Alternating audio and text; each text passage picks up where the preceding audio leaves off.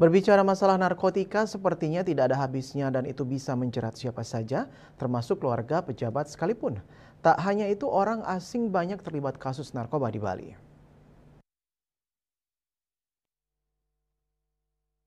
Pekan lalu, dua lembaga yakni Kejari Denpasar dan Kejari Badung memusnahkan barang bukti narkoba yang nilainya miliaran rupiah.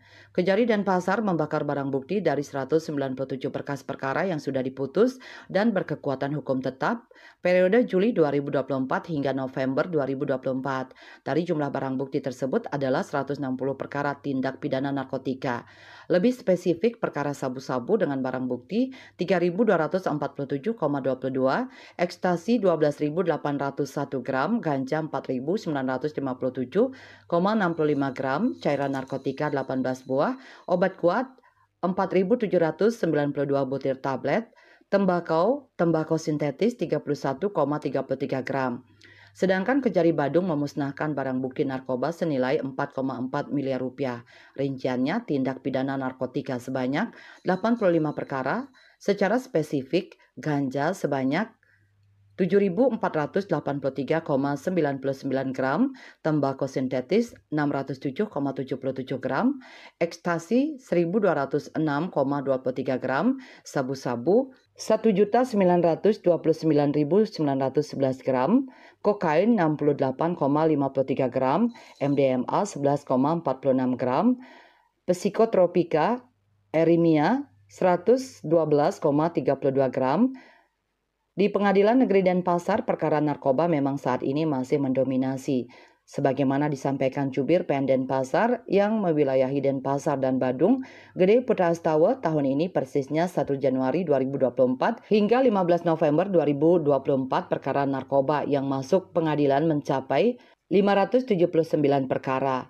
Angka tersebut sudah naik dibanding bulan yang sama tahun 2023. Perkara narkoba yang masuk pengadilan di tahun 2023 lalu ada sebanyak 556 perkara narkotika.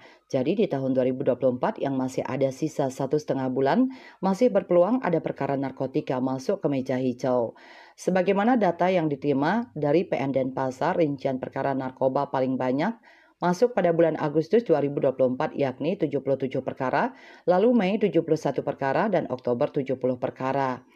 Rincian lengkapnya adalah Januari masuk 48 perkara, Februari 65 perkara, Maret 36 perkara, April 35 perkara, Mei 71 perkara, Juni 54 perkara, Juli 47 perkara, Agustus 77 perkara, September 53 perkara, Oktober 70 perkara, dan November hingga tanggal 15 ini ada 23 perkara narkotika masuk PN Denpasar. Dari sisi vonis, Majelis Hakim PN Denpasar menjatuhkan pidana pada terdakwa tergantung perbuatan yang mereka alami. Sedikit banyaknya barang bukti tergantung peran terdakwa untuk memvonis terdakwa. Karena di beberapa kasus ada barang buktinya banyak namun dihukum lebih rendah, dan sebaliknya barang bukti ringan ada yang dihukum berat. Intinya tergantung peran terdakwa, apakah dia merupakan pengedar, pengguna, atau korban daripada peredaran gelap narkoba. Bahkan tak jarang mereka hanya terbukti sebagai korban divonis rehab oleh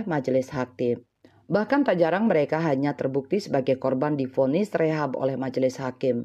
Mia Bali Post melaporkan.